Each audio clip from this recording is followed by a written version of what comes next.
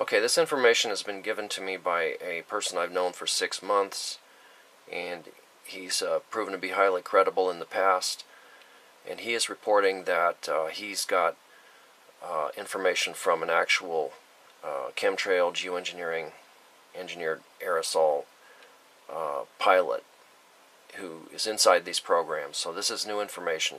You can also find this posted on geoengineeringwatch.org, Dane Wigington's site. The rest of this, I'm just going to read the posts that that record his contact with this pilot. Right, December 8th, 2014. My cousin, who was fired by our dictator just before making rank withheld, sent me information given to him by a friend who is still an Air Force pilot. This pilot is saying that he flies chemtrail flights. This pilot told my cousin that this global geoengineering effort goes by the name of, quote, Indigo Skyfold, unquote. At least within the circle of pilots and aviation crews that he works with. They are told to fly specific routes, and satellite comm links control the aerosol dispersal patterns. He says that they only make course corrections from time to time and perform landings and takeoffs. Pilot, navigation, and maintenance crews are rotated constantly and only spend about 18 months at one given base. He states that this is to keep pilots and their families from making too many friends and ending up with loose lips. Plus, they also rotate between day and night flights, one base for daytime flights and one for night. Each base covers a 250-mile zone, and each fleet squadron of planes cover 3 states, or an even larger swath of ocean. They are told to simply do their job and shut the F up. Their superiors will only tell them it's a matter of national security and, quote, without these flights, our enemy's newest technological weapons of war could easily penetrate America's airspace at will.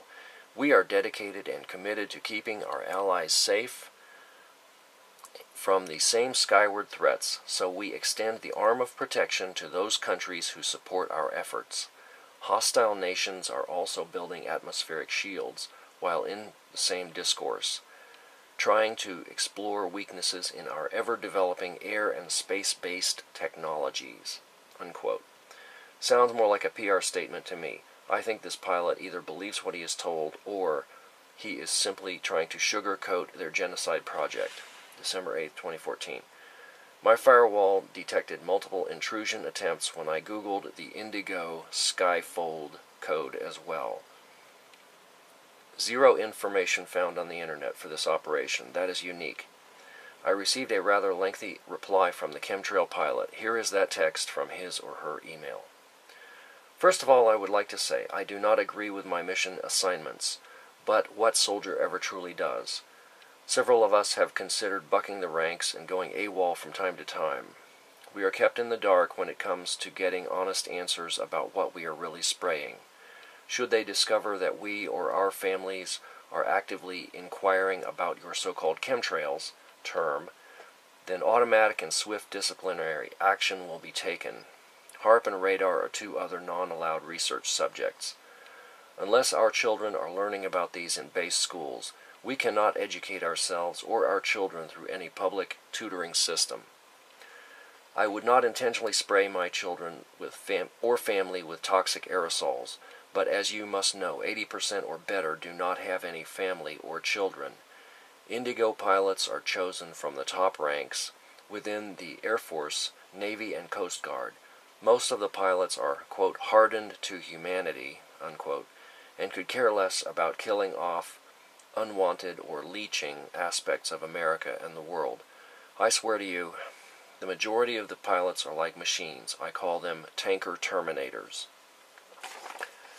I should not be telling you this, but nearly 1/3 of all flights are being orchestrated from small unnamed islands, where newly constructed bases are being built, at a rate of 8 per year. On these extremely remote islands, there are HARP arrays of every possible design, with many arrays surrounding these islands, within the depths of the ocean itself. The Navy has developed sophisticated underwater construction technology that allows fully autonomous robot submersibles to travel great distances and even manufacture parts for these massive underwater arrays as they progress across the open seafloor. Every time that you see or hear about military exercises at sea, they are basically there to give support and resupply their army of underwater robotic minions. There is possibly one aquatic robot per plane, and will soon be double that. You will never be able to Google Earth search any of this, other than an occasional error in blurring some island bases or smudging images of underwater arrays. It is impossible to locate all these artifacts. They even paint fake clouds over some of our island installations to keep prying eyes away. I have been shown some of these images by civilian friends. That is the reason I know this. I completely understand your concern for human safety. But here is the kicker. We are shown videos in our training of catastrophic destruction to our homeland by very sophisticated weapons, then told that these will be the consequences if we don't fly. Our efforts in building a defensive atmospheric weapons shield are the only missions of its kind in the world. We are paid more than any other pilot for our service, other than Air Force One pilots, who make as much or more and are kept in a dark secret world for their own protection. They tell us that secrecy is our protection and not to listen to any public rhetoric. We all know about cyber program Flashpoint, or FP-03, as it is known within the veteran community. This program is a self-destruct sequence that can be remotely activated from any ground, water, underwater-based, or other air-mobile unit. The signal is encrypted through 3 satellites and cannot be jammed or blocked. At any given moment, you could have only 15 seconds to make your peace with your God. They tell us that FP exists to keep planes from accidentally going down in heavily populated areas. They can remotely detonate our planes over safe zones, but in the back of your minds, our minds, we are pretty sure this is a fail-safe program to keep pilots from turning over assets to any public, private, or civilian authorities. Have you ever seen any member of the crew survive the few crashes that have occurred? Every plane that has gone down was completely destroyed for good reason, I'm sure. We risk our lives in more ways than one every single time we fly, especially night flights. They are ordering us to fly at lower and lower altitudes. We feel like massive dark force empire crop dusters, and know that one night Bubba or Billy Joe will fire their long rifles at us when we spray their moonshine-making operation or pass over an illegal Mary Jane crop.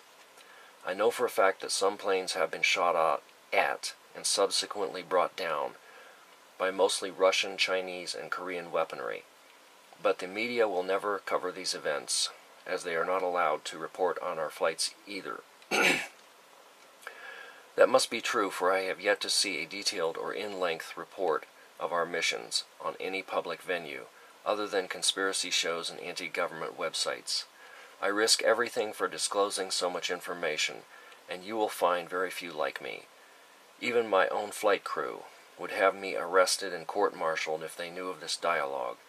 That is why I cannot email you directly.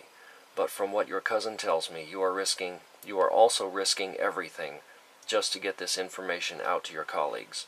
I salute you, sir, for standing up to the establishment and Big Brother. I would love to go home tomorrow and not rack up one more single minute of flight time, except for a sweet little Piper Cub or a rat-tail barn racer. I miss those beautiful blue skies from my youth, and I am ashamed for hazing over that dream.